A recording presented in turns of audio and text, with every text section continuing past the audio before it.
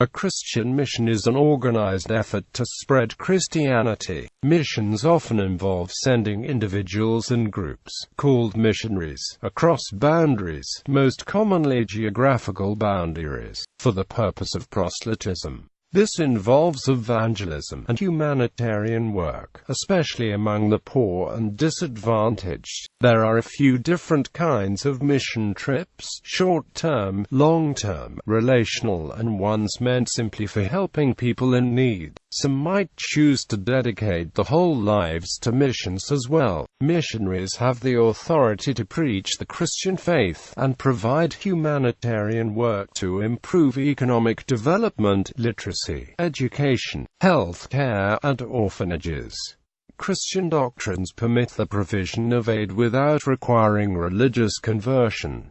History of Christian missions: Apostolic period through Medieval period. The earliest examples of Christian missionary activity are those recorded in writings that would eventually come to form the New Testament. Early writings include the letters of Apostle Paul, written in the course of his missionary activity in Asia Minor and Greece. His activities were preceded by an expansion of Christianity from the first followers of Jesus in Jerusalem throughout Syro-Palestine. This is also described in the Acts of the Apostles. The earliest Christian mission, then, the Great Commission and dispersion of the Apostles, was active within Second Temple Judaism, as Christianity had not yet split from Judaism. Whether a Jewish proselytism existed or not that would have served as a model for the early Christians is unclear. See circumcision controversy in early Christianity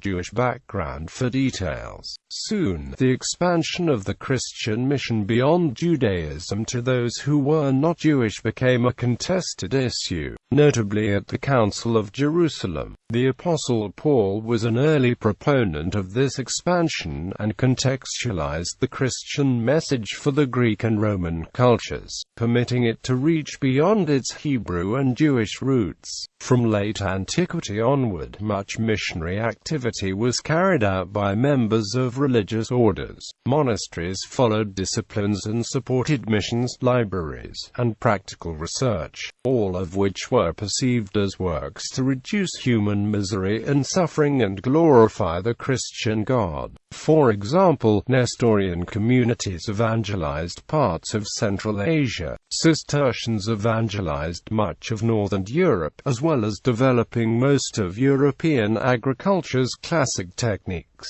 St. Patrick evangelized many in Ireland. St. David was active in Wales. During the Middle Ages, Ramon Lowell advanced the concept of preaching to Muslims and converting them to Christianity by means of non-violent argument. A vision for large-scale mission to Muslims would die with him, not to be revived until the 19th century. Additional events can be found at the timeline of Christian missions. Medieval. During the Middle Ages, Christian monasteries and missionaries such as St. Patrick and Adalbert of Prague propagated learning and religion beyond the boundaries of the old Roman Empire. In the 7th century, Gregory the Great sent missionaries, including Augustine of Canterbury, into England. The Hiberno-Scottish mission began in 563. In the late 13th and early 14th centuries, Franciscans such as William of Rubruck, John of Montecorvino, and Giovanni ed Magnolia were sent as missionaries to the Near and Far East. Their travels took them as far as China in an attempt to convert the advancing Mongols, especially the great Khans of the Mongol Empire. Catholic missions after 1492. One of the main goals of the Christopher Columbus expedition financed by Queen Isabella of Spain was to spread Christianity. During the Age of Discovery, Spain and Portugal established many missions in their American and Asian colonies. The most active orders were the Jesuits, Augustinians, Franciscans and Dominicans. The Portuguese sent missions into Africa. These are some of the most well-known missions in history. While some of these missions were associated with imperialism and oppression, Others were relatively peaceful and focused on integration rather than cultural imperialism. In both Portugal and Spain, religion was an integral part of the state, and evangelization was seen as having both secular and spiritual benefits. Wherever these powers attempted to expand their territories or influence, missionaries would soon follow. By the Treaty of Tordesillas, the two powers divided the world between them into exclusive spheres of influence, trade and colonization. The proselytization of Asia became linked to Portuguese colonial policy. Catholic missions in Asia. Portuguese trade with Asia rapidly proved profitable from 1499 onwards, and as Jesuits arrived in India around 1540, the colonial government in Goa supported the mission with incentives for baptized Christians. Later, the Church sent Jesuits to China and to other countries in Asia. Protestant missions. The Reformation unfolded in Europe in the early 16th century. For over 100 years, occupied by the struggle with the Catholic Church, the early Protestant churches as a body were not missionary-sending churches. But in the centuries that followed, the Protestant churches began sending out missionaries in increasing numbers, spreading the proclamation of the Christian message to previously unreached people. In North America, missionaries to the Native Americans included Jonathan Edwards, the well-known preacher of the Great Awakening, who in his later years retired from the very public life of his early career. He became a missionary to the Housatonic Native Americans and a staunch advocate for them against cultural imperialism. As European culture has been established in the midst of indigenous peoples, the cultural distance between Christians of differing cultures has been difficult to overcome. One early solution was the creation of segregated praying towns of Christian natives.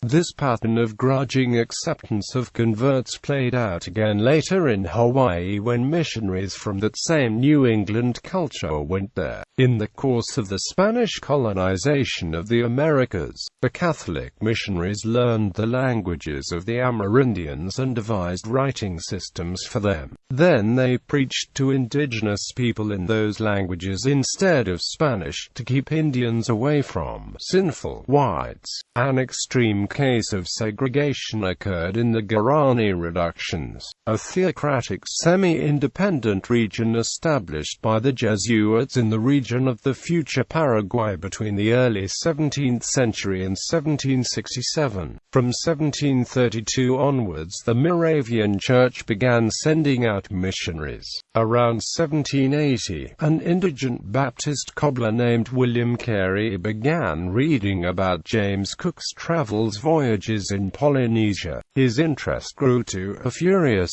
auto of backwoods homesickness, inspiring him to obtain Baptist orders, and eventually to write his famous 1792 pamphlet, An Inquiry into the Obligation of Christians to Use Means for the Conversion of Heathen. Far from a dry book of theology, Carey's work used the best available geographic and ethnographic data to map and count the number of people who had never heard the gospel. It inspired a movement that has grown with increasing speed from his day to the present. In the United States, the American Board of Commissioners for Foreign Missions was chartered in 1812. Protestant missionaries from the Anglican and Lutheran and Presbyterian traditions arriving in what was then the Ottoman Empire in the first half of the 19th century. This eventually led to the creation of what are today the Evangelical Lutheran Church in Jordan and the Holy Land, and the see of the Anglican Bishop in Jerusalem. Furthermore, it was during this time that the Christian and Missionary Alliance started the missionary activity in Jerusalem. American hard-shell Baptists, anti-mission Baptists, or old-school Baptists, adhering to strict Calvinist, rejected all mission boards, Bible tract societies, and temperance societies as non-biblical.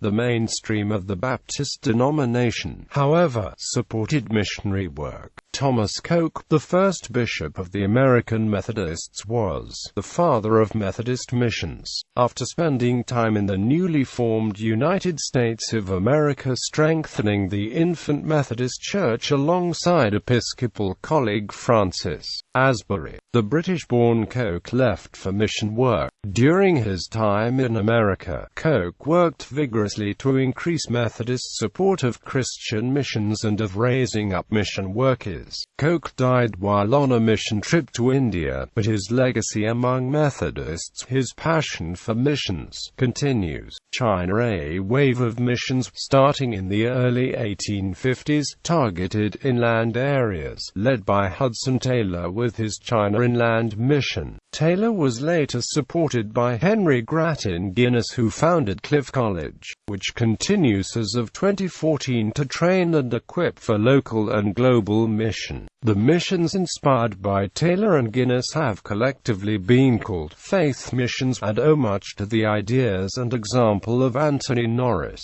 Groves. Taylor, a thoroughgoing nativist, offended the missionaries of his era by wearing Chinese clothing and speaking Chinese at home. His books, Speaking, and Examples led to the formation of numerous inland missions and of the student volunteer movement, which from 1850 to about 1950 sent nearly 10,000 missionaries to inland areas, often at great personal sacrifice. Many early SVM missionaries traveling to areas with endemic tropical diseases left with the belongings packed in a coffin, aware that 80% of them would die within 2 years.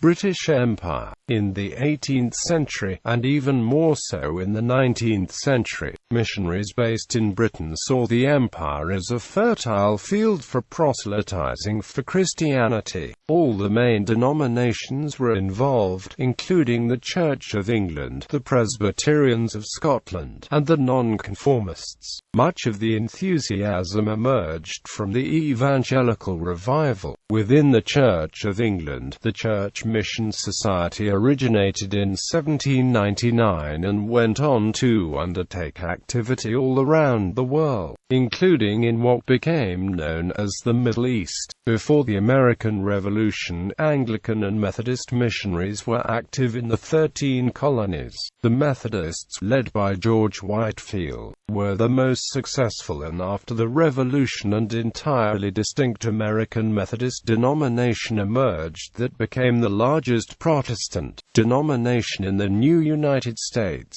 A major problem for colonial officials was the demand of the Church of England to set up an American bishop. This was strongly opposed by most of the Americans. Had never happened. Increasingly, colonial officials took a neutral position on religious matters, even in those colonies such as Virginia, where the Church of England was officially established, but in practice controlled by laymen in the local vestries. After the Americans broke free, British officials decided to enhance the power and wealth of the Church of England in all the settler colonies, especially British North America. Missionary societies funded their own operations that were not supervised or directed by the colonial office.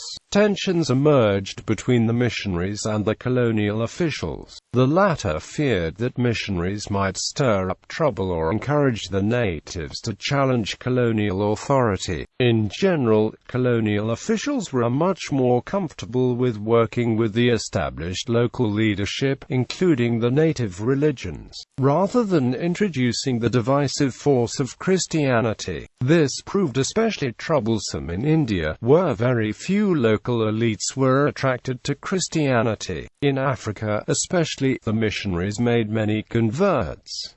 Of the 21st century, there were more Anglicans in Nigeria than in England. Missionaries increasingly came to focus on education, medical help, and long-term modernization of the native personality to inculcate European middle-class values.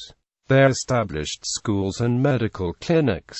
Christian missionaries played a public role, especially in promoting sanitation and public health. Many were trained as physicians, or took special courses in public health and tropical medicine at Livingston College, London. By the 1870s, Protestant missions around the world generally acknowledged the long-term material goal was the formation of independent, self-governing, self-supporting, self-propagating churches. The rise of nationalism in the Third World provoked challenges from critics who complained that the missionaries were teaching Western ways and ignoring the indigenous culture. The Boxer Rebellion in China in 1898 involved very large-scale attacks on Christian missions and their converts. The First World War diverted resources and pulled most Germans out of missionary work when the country lost its empire. The worldwide Great Depression of the 1930s was a major blow to funding mission activities. In 1910, the Edinburgh Missionary Conference was presided over by active SVM and YMCA leader John R. Mott, an American Methodist layperson. The conference reviewed the state of evangelism, Bible translation, mobilization of church support, and the training of indigenous leadership. Looking to the future, conferees worked on strategies for worldwide evangelism and cooperation. The conference not only established greater ecumenical cooperation in missions but also essentially launched the modern ecumenical movement. The next wave of missions was started by two missionaries, Cameron Townsend and Donald McGavran, around 1935. These men realized that although earlier missionaries had reached geographic areas, there were numerous ethnographic groups that were isolated by language or class from the groups that missionaries had reached. Cameron formed Wycliffe Bible translators to translate the Bible into native languages. McGavran concentrated on finding bridges to cross the class and cultural barriers in places like India, which has upwards of 4,600 peoples, separated by a combination of language, culture, and caste. Despite democratic reforms, caste and class differences are still fundamental in many cultures. An equally important dimension of missions strategy is the indigenous method of nationals reaching their own people. In Asia, this wave of missions was pioneered by men like Dr. G. D. James of Singapore, Rev. Theodore Williams of India, and Dr. David Cho of Korea. The two-thirds missions movement, as it is referred to, is today a major force in missions. Most modern missionaries and missionary societies have repudiated cultural imperialism and elected to focus on spreading the gospel and translating the Bible. Sometimes missionaries have been vital in preserving and documenting the culture of the peoples among whom they live. Often, missionaries provide welfare and health services as a good deed to make friends with the locals. Thousands of schools, orphanages, and hospitals have been established by missions. One service provided by missionaries was the Each One, Teach One literacy program begun by Dr. Frank Laubach in the Philippines in 1935. The program has since spread around the world and brought literacy to the least enabled members of many societies. During this period, missionaries, especially evangelical and Pentecostal missionaries, witnessed a substantial increase in the number of conversions of Muslims to Christianity. In an interview published in 2013, a leader of a key missionary agency focused on Muslims claimed that the world is living in a day of salvation for Muslims everywhere. The word mission was historically often applied to the building, the mission station, in which the missionary lives works. In some colonies, these mission stations became a focus of settlement of displaced or formerly nomadic people. Particularly in rural Australia, missions have become localities or ghettos on the edges of towns which are home to many Indigenous Australians. The word may be seen as derogatory when used in this context. Additional events can be found at the timeline of Christian missions.